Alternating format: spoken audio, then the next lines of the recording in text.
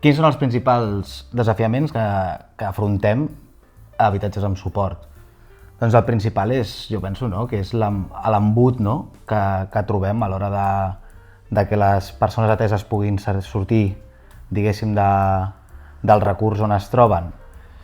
Quan els volem enviar cap al mercat ordinari, ens trobem que els preus dels pisos que ens trobem a Barcelona, la incapacitat política, no, de poder crear vivendes de protecció oficial que estiguin a l'abast de tothom, jo crec que és un dels hàndicaps, no? Més... Sí, perquè aquestes persones ja tenen una autonomia suficient i preparada per poder accedir a aquests pisos i no hi ha aquest accés ni aquesta facilitat. I en aquest sentit, afegir que també ens trobem que quan es fa aquest pas, no, d'anar cap a habitatges ordinaris, doncs ens trobem amb un estigma molt potent per part a nivell privat, no? Des d'immobiliàries, des de també a vegades la pròpia administració, no? I que això impedeix que les persones doncs, puguin optar a pisos nominals, no? Que vagin al seu nom, i l'estigma és quelcom doncs, que s'ha de també lluitar contra ell perquè també limita molt l'accés a la vivenda.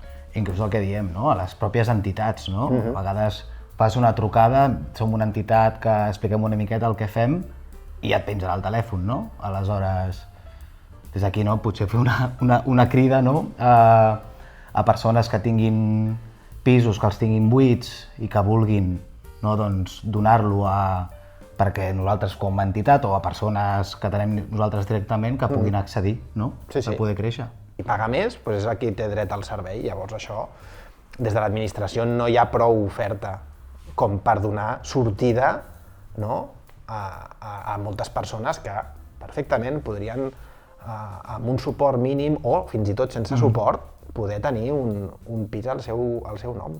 Al final pot ser molt romàntic, no, el que estem dient, però és que és així. Al final és poder accedir i si ens creiem aquesta societat democràtica en la que molts s'omplen la boca, doncs podríem anar cap allà, però hi ha moltes dificultats, sí.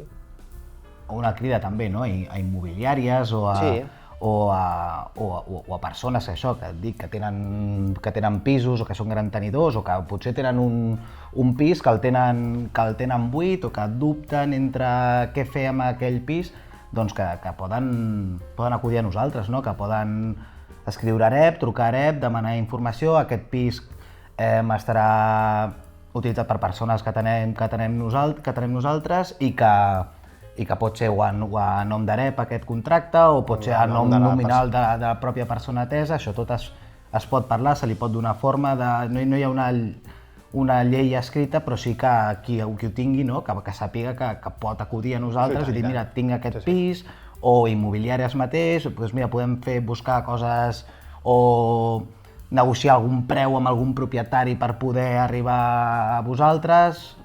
Aquesta pot ser una fórmula. Si anem en termes immobiliaris, podem ser uns avaladors perfectament, però no un avalador en el sentit no només econòmic, no? Sinó també en un sentit social, no? I en el sentit de que donar aquest suport som garantistes nosaltres de que això funcionarà. Vull dir, és simplement que ens coneixin més. Jo crec que falta que ens arribi més, no? Aquest espai més privat, no? Que ens coneguin. Falta que ens coneguin i que vulguin saber i que nosaltres també ens donem a conèixer també aquesta part de nivell d'habitatge. I nosaltres com a garantistes i com a avaladors, no només econòmics, sinó que també a nivell social. Estem treballant amb Habitat 3, estem treballant ara, no recordo com es diu, la de Can Caralleu, però que hi ha aquest punt, no, sí, serà nominal, no?